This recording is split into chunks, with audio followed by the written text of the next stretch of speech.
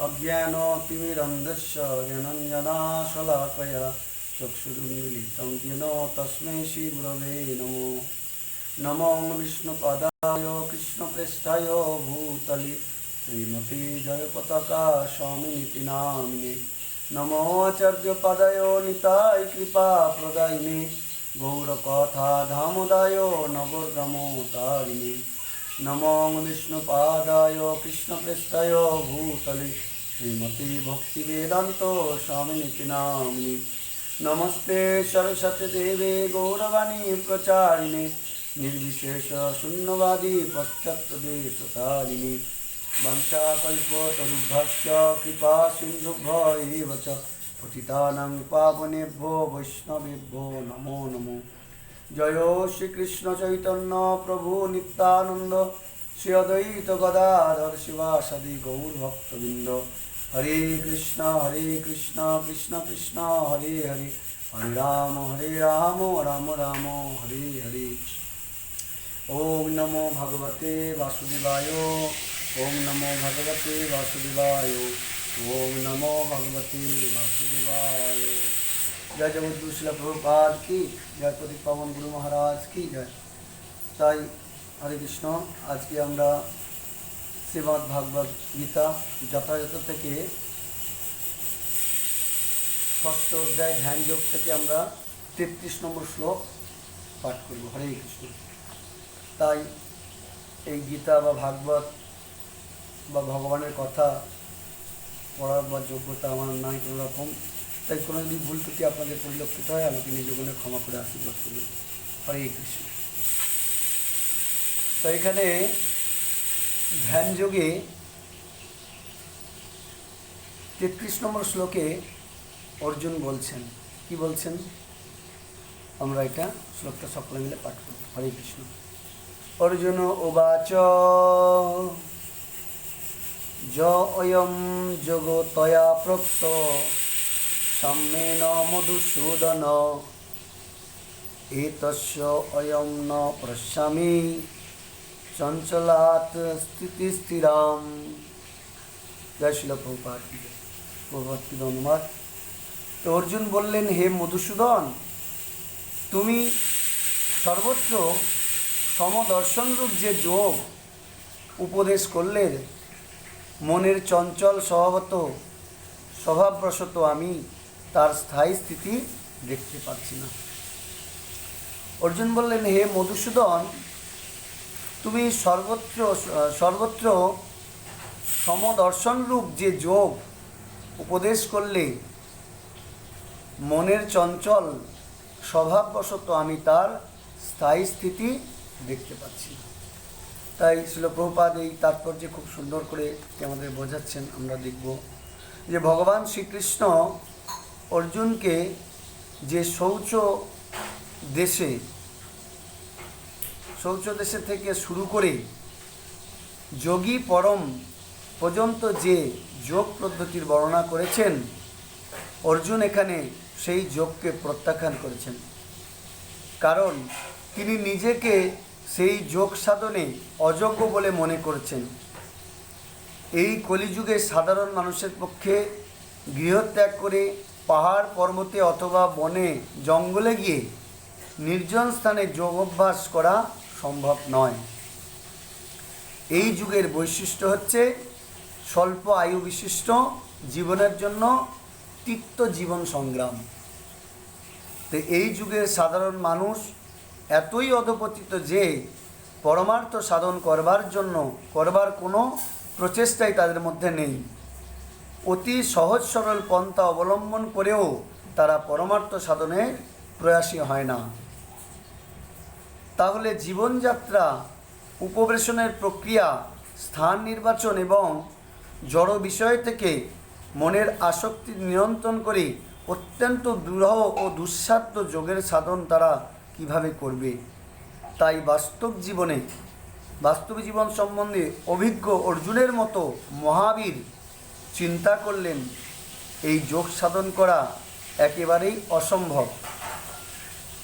এমনকি বিভিন্ন দিক থেকে তার অনুকূল পরিস্থিতি থাকলেও অর্জুন ছিলেন অতি উচ্চ বংশজাত রাজকুমার এবং তিনি অনন্ত গুণে বিভূষিত।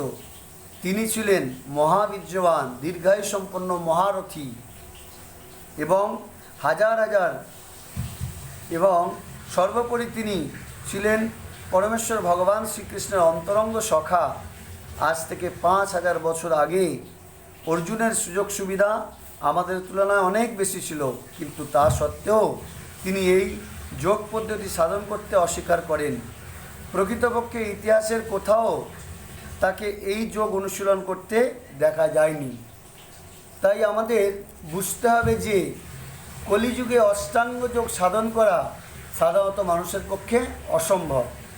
কয়েকজন দুর্লভ মানুষের পক্ষে তা সম্ভব হতে পারে, কিন্তু সাধারণের পক্ষে এটি অসম্ভব।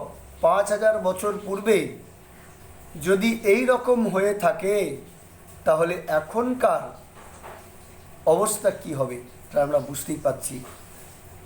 যে সমস্ত মানুষ বিভিন্ন যোগ অনুশীলন কেন্দ্রে এই যোগ পদ্ধতির অনুকরণ করে আত্মতৃপ্তি লাভ করে, তারা কেবল তাদের সময়ের অপব্যবহার করছে।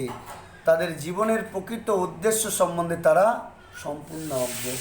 তাই আমাদের বুঝতে হবে, অনেকেই এই জগতে আমরা দেখছি এই যোগ অনুশীলন করার জন্য অনেকেই আগ্রহী, তারা ধ্যান করছে, যোগ করছে, বিভিন্ন রকম যোগ পদ্ধতি বেরিয়েছে। তো এখানে আমরা অর্জুনের মাধ্যম দিয়ে বুঝতে পারছি তিনি সমস্ত দিক থেকে তিনি করতে পারতেন, কিন্তু তা সত্ত্বেও তিনি কি বলছেন, যেটি অসম্ভব। তাহলে সেই যুগের যদি অসম্ভব থাকে, এই কলিযুগে কীরকম অসুবিধার কারণ আপনারা বুঝতে পারছেন। তো সেই জন্য এখানে বলা হচ্ছে, যে সমস্ত মানুষ বিভিন্ন যোগ অনুশীলন কেন্দ্রে এই যোগ পদ্ধতির অনুকরণ করে আত্মতৃপ্তি লাভ করে, তারা কেবল তাদের সময়ের অপব্যবহার করছে। তাদের জীবনের প্রকৃত উদ্দেশ্য সম্বন্ধে তারা সম্পূর্ণ অজ্ঞ। তাই আমাদের বুঝতে হবে, এই কলিযুগে এই যোগ সাধন করা বড়ই কষ্টকর। তাই কীভাবে এই অর্জুন যেভাবে বলছে, আমরা যদি এগুলো বুঝি, এই গীতার মাধ্যম দিয়ে খুব সুন্দরভাবে প্রভুপাদ তাৎপর্য করেছেন যে এই কলিযুগে অনেকেই এই যোগ পদ্ধতির প্রতি আকৃষ্ট হয়েছে, কিন্তু প্রকৃতপক্ষে এই যুগে যোগ সাধনা করা সম্ভব না, এই ধ্যান যোগ। তাই এটি হয়তো অনেকে ভাববে যে এটা তো অর্জুন সেই কোন যুগে সমস্যায় পড়েছিল, সেই জন্য ভগবানের কাছে বা কৃষ্ণের কাছে, ভগবান শ্রীকৃষ্ণের কাছে এরকম আলোচনা বা উপদেশ দিয়েছেন ভগবান কৃষ্ণচন্দ্র। যদি এটা আমরা শুধু ভাবি যে আমাদের কী লাভ এতে, কিন্তু না, প্রকৃতপক্ষে আমাদের শিক্ষা দেওয়ার জন্যই এটি করেছেন ভগবান একজনের মাধ্যম দিয়ে, অর্জুনের মাধ্যম দিয়ে।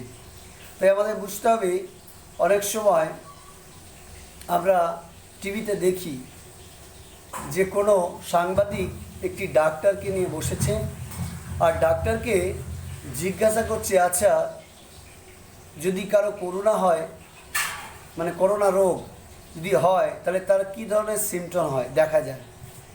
সেই ডাক্তার হয়তো বলছে প্রথমে খুব গলা ব্যথা হবে। তো এরকম বিভিন্ন রকম, কেউ হয়তো ডাক্তারকে জিজ্ঞেস করছে, আচ্ছা ডাক্তারবাবু যদি ম্যালেরিয়া হয় কীরকম হবে। তা একের পর এক বিভিন্ন রকম রোগ সম্বন্ধে জিজ্ঞাসা করছে। আর যারা অডিয়েন্স যারা আছে শুনছে, টিভির পর্দা যারা বসে আছে দেখছে, তারা যদি বলে, তাহলে মনে হয় এই যে সাংবাদিক ব্যক্তিটা মনে হয় সব রকম রোগগুলি এর মধ্যে আছে। এটা কি ঠিক?